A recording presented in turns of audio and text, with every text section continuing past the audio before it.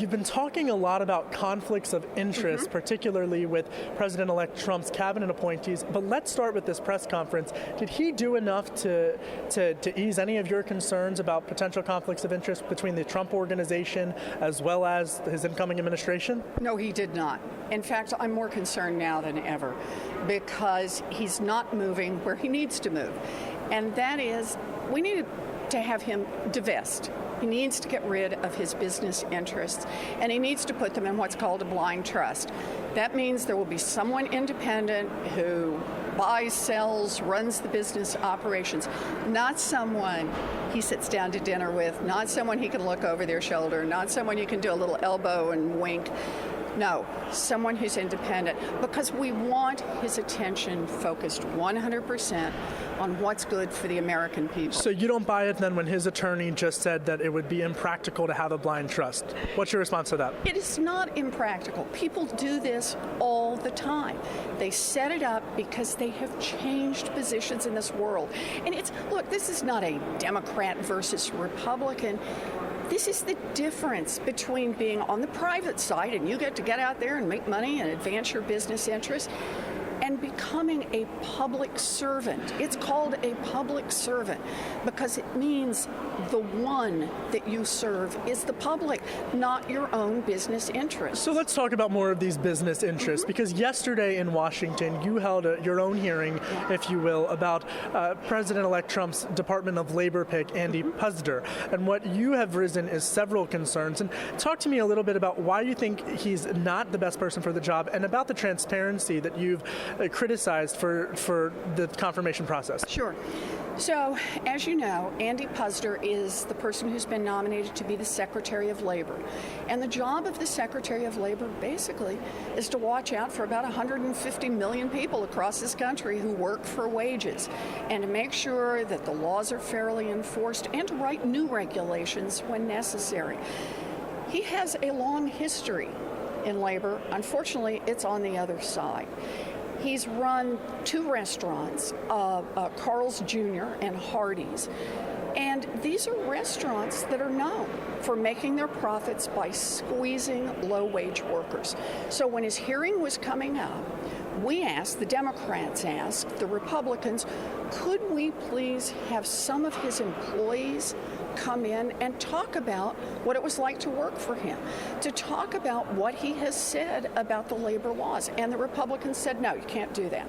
So yesterday, we just did our own hearing, and we invited in some employees, and I tell you, it would tear your heart out to hear what people were talking about firsthand to work in one of his restaurants. So his supporters, though, they say that, this is someone who is a job creator. This is someone who is able to help grow the economy. You look at the consumer confidence index and the stock market, all of that seemingly signaling that the market reaction is that they're warming up to President-elect Trump. So what do you respond to your critics who say, well, wait a minute, there's another side of the story? Well, look, there's not much doubt that Mr. Puzder knows how to drive up profits. He made a lot of money, and I assume his shareholders made a lot of money. But they did it on the backs of workers that they stole time from. So, for example, let me just give you a couple examples. The people who were there yesterday. One woman who's worked at the company for 22 years. And what's happened in that time? She got promoted to supposedly manager. She worked consistently 50 to 60 hours a week, week after week after week at low wages. What did she get paid for? 40 hours. Now, you know what? You can build some real profits if you can manage to get your employees work 10 to 20 hours for free. Another woman talked about how she was held at minimum wage all the way through. So how does she survive and support herself and her children? The answer is she has to have food stamps, she has to have rent assistance, she has to have Medicaid for her children. In other words, Mr. Puzder's idea of how to make money is we get the taxpayers to subsidize his workers, and then he pays his workers the lowest amount he possibly can. And of course, conservatives would argue that the overregulation, the other side of that being, would be too much. But I want to talk to you now about Steven Mnuchin, and this is another pick that you've been critical of. Now, you won't be on the committee that will approve him, but you will definitely be dealing with some of the issues that he will raise. Talk to me. His financial disclosures were just released earlier today. Have you had a chance to review them, and what do you make? I have not yet. Okay. All I know is many businesses. But I understand he's going to put them in blind trust, what we're asking President-elect Trump to do. So you think Mr. Trump should follow Steven Mnuchin's lead on the issue of the blind trust? At least on the question of getting yourself separated from your business interests. But talk to me, what concerns you have about Steven Mnuchin leading the Treasury Department and Gary Cohn being involved in this administration as well? What are your concerns about these? So look, with Steven Mnuchin, the question is, he's going to be the chief financial officer for the United States of America. So you really want to know, so how do you approach profits? How do you approach making money? His answer was, after his long time on Wall Street, was to buy a bank after the financial crisis, one that had a big portfolio of loans that a lot of people had been tricked on, a lot of people had been cheated on, and then aggressively to foreclose against those people, to build an entire business model out of squeezing these families. And he did it successfully within his narrow confines. He was known as the foreclosure king, not the guy who was kind of average in doing this or a little behind the curve, but the guy who really led the charge, and not always legally. Senator Warren, so I'm hearing you make these cases. I was at your briefing yesterday. I'm hearing these releases that you're putting out, but the bottom line, though, is that Democrats in this congressional landscape face an uphill battle with blocking any of these appointees. So what realistically can you get done at these confirmation hearings? You know, you look at the point of advise and consent. These folks, Secretary of Treasury, Secretary of Labor, they have enormous power. They will touch the lives of every single American, and many judgments that they will make that we won't even get to see in public.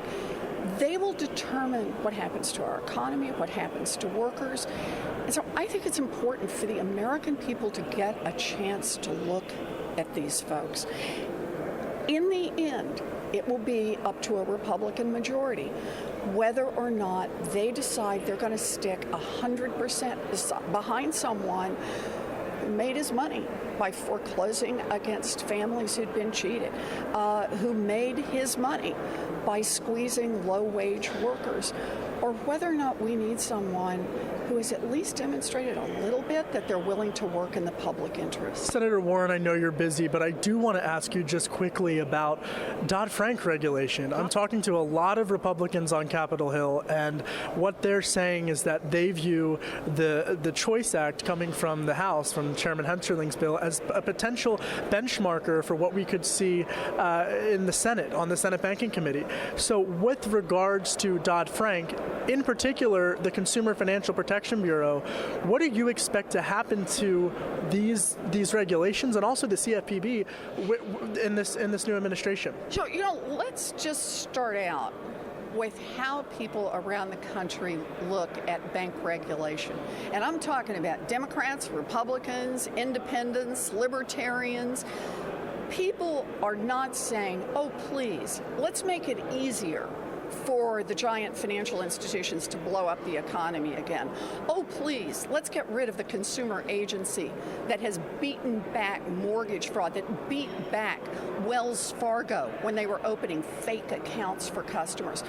In fact, most people around the country, Democrats and Republicans, want to see stronger regulations, not weaker regulations. It is Republicans in the United States Congress who are out of step with the rest of America. Would you be supportive, though, of a CFPB board if that's what it takes to keep the CFPB alive in negotiating with the Republican Congress? I do not support a CFPB board. Even if it means a Trump-appointed CFPB leader? Here is the whole, yes, really? Even so. I do not support a board because the reason that the Republicans keep pushing for a board is they are trying to find a way to neuter this agency. They want this agency not to work.